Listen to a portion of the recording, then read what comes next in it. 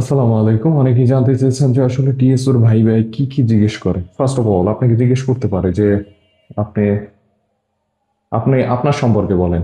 সেটা ১-২ মিনিট না, সেটা ৫ মিনিট। অর্থাৎ এটাই হচ্ছে সব থেকে জটিল প্রশ্ন। আপনি নিজের সম্পর্কে ৫ মিনিট বলতে গেলে আপনাকে শুরু করতে হবে আপনার কৈশোর থেকে, অথবা আপনি এখন যখন ছোট ছিলেন সেই ছোট ছোট মেমোরি থেকে শুরু করে একদম বর্তমান পর্যন্ত আসবেন না। আপনি যদি শুরু করেন যে আমি এখান থেকে এসেছি, এখান থেকে এসেছি, আমার বাবা অমুক তমুক, আমি অমুক জেলায় বাসা, এটা দিয়ে করলে আপনি সব থেকে বড় ভুল করবেন।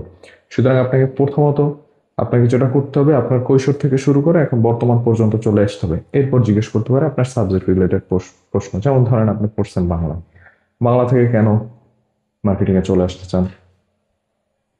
সেকেন্ড যে কোশ্চেনটা থাকতে পারে সেটা হচ্ছে কেন আসতে চান।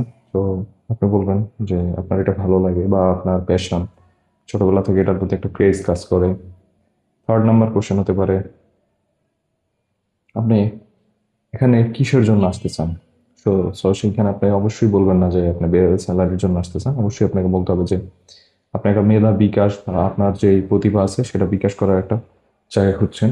এই জায়গাটাই আপনার কাছে মনে হচ্ছে যে পারফেক্ট, যার কারণে আপনি এখানে আসতে চান। এরপরে আপনাকে টুকিটাকি অন্য অন্য কোশ্চেন জিজ্ঞেস করতে পারে আপনি এটা পারবেন কিনা।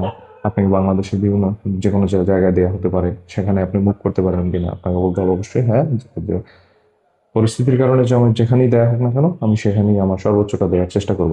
এসব টুকিটাকি কোশ্চেন আপনাকে করবে, সো সাবধানতার সহিত এসবের অ্যান্সার করবেন।